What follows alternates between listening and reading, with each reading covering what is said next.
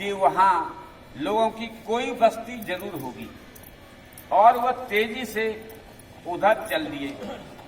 किंतु जब वे वहां पहुंचे तो वहां उन्हें न ही कोई बस्ती और न ही कोई आदमी मिला। यह सब देखकर वे जोर जोर से विलाप करने लगे। अचानक उस वृक्ष से उन्हें एक तत्व का स्वर सुनाई दिया। उसने पूछा, तुम क्यों विलाप कर रहे हो? लोगों द्वारा कारण बताने पर उस सत्व ने उन्हें यथास्थिति खाने पीने को दिया।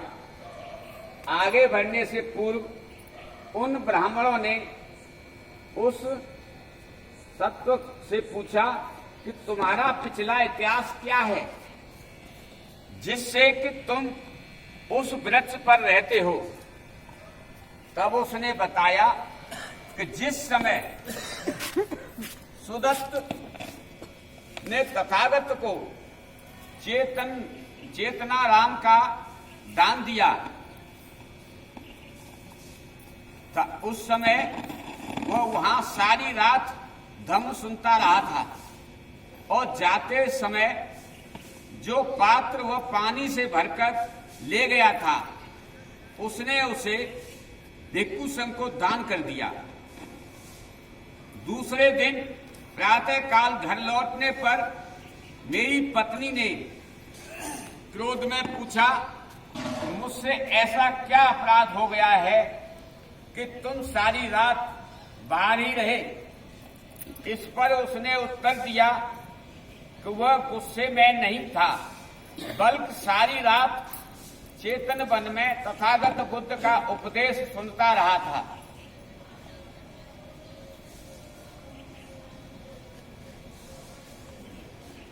यह सुनकर उसकी पत्नी ने तथागत को बेहिसाब गालियां देना आरंभ कर दिया और कहा, यह गौतम तो एक पागल उपदेशक है और लोगों को धोखा देता है। उसके ऐसा बोलने पर भी सत्व ने बताया, मैंने उसका विरोध नहीं किया। जब मुझे लगा कि मौत निकट है, मैं उसी कायरता के कारण इस वृक्ष के पास आ गया और यहीं तक सीमित होकर रह गया। तब उसने यह गाथा दोहराई, यज्ञ अज्ञात सभी दुख का कारण है।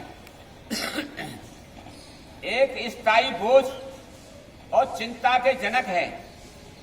चिंता से मुक्त होने के लिए और दुख का क्षय करने के लिए आदमी को सिद्धांत को ही स्वीकार करना चाहिए और ऋषियों के संसारिक धर्म से मुक्ति पा लेनी चाहिए।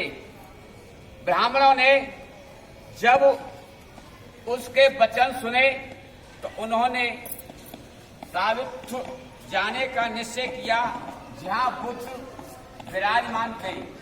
वहां पहुंचकर तथागत को अपने आने का उद्देश्य कह बताया। उनकी प्रार्थना सुनकर विश्वबंद ने कहा, चाहे आदमी बड़ी बड़ी जटाओं के साथ नग्न रहता हो, चाहे पत्तों अथवा बलकल चीर से ही अपना शरीर ढके रहता हो, चाहे वह शरीर पर धूल ही रमाकर रहता हो और पत्थरों पर सोता हो, किंतु अकुशल विचारों से मुक्त होने के लिए इन सब का कोई लाभ नहीं है। लेकिन जो न किसी से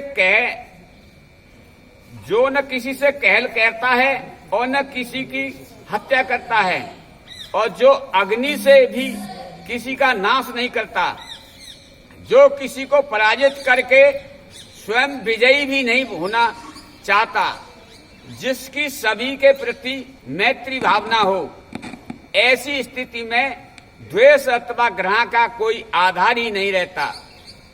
शांति प्राप्त करने के लिए यज्ञ करना या वन देवताओं को बलि चढ़ाना अथवा परलोक में फल की कामना करने वाले आदमी की प्रसन्नता सत्पुरुष का सत्कार करके करने वाली प्राप्ति के चौथे हिस्से में बराबर भी नहीं है।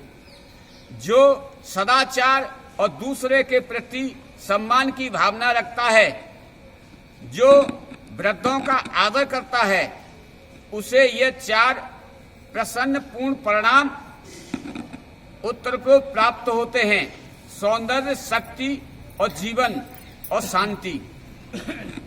अपने पति से यह सब सुनकर पत्नी संतुष्ट हो गई। उपासक उपासिका हो, आज के इस संवाद में हमारे भगवान गौतम बुद्ध ने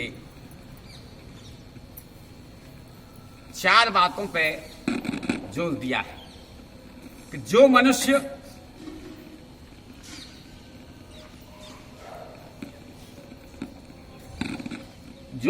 श्रद्धा से या आडंबर से तमाम तरह के वेशभूषा बदल के ढोंग रचते हैं और ऐसा ढोंग तमाम तरह के लोगों को बेवकूफ बना देते हैं। कोई तिलक लगा के, कोई बाल रखा करके, कोई धुनी लगा करके, इस तरह के वो ज्ञानी पुरुष नहीं हो सकते, सत्य का मार्ग नहीं बता सकते। उन्होंने कहा है ऐसे मनुष्य पर विश्वास रखिए, दूसरों के भलाई के लिए, दूसरों की भलाई के लिए और सौंदर्य, जैसे सौंदर्य आपने प्रकृति के कार्यक्रम आपने देखे ही हैं कि क्या जो प्रकृति ने ये फूल पौधे वृक्ष ये सब बनाए हैं, क्या आप बना सकते हैं? नहीं बना सकते। इसी तरह से शक्ति है, जो मनुष्य ताकतवर होता है और अपनी विजय करके भी ये भी कह सकता है कि मैंने विजय प्राप्त करी है, मैंने किसी को पराजित कर दिया है, ऐसा बनना चाहिए। फिर कहा है जीवन जीने के लिए मनुष्य को शांति की जरूरत पड़ती है, यानी शांत वातावरण जिसमें अपने सोच समझने के कार्यकाल समझने का क्षमता हो। उन्होंने ये ऐसे मार्ग बताए हैं भगवान गौतम बुद्ध ने, अगर जो मनुष्य समझ ले, मैत्री भाव तो सबसे सर्वश्रेष्ठ है ही। मैत्री भाव इसमें बहुत ही श्रेष्ठ बताया गया है, जो एक दूसरे से प्यार, एक दूसरे की भावनाओं की कदर करे और अपने को सुनिश्चित करे कि मैं कहाँ हूं। जय भीम, जय भारत।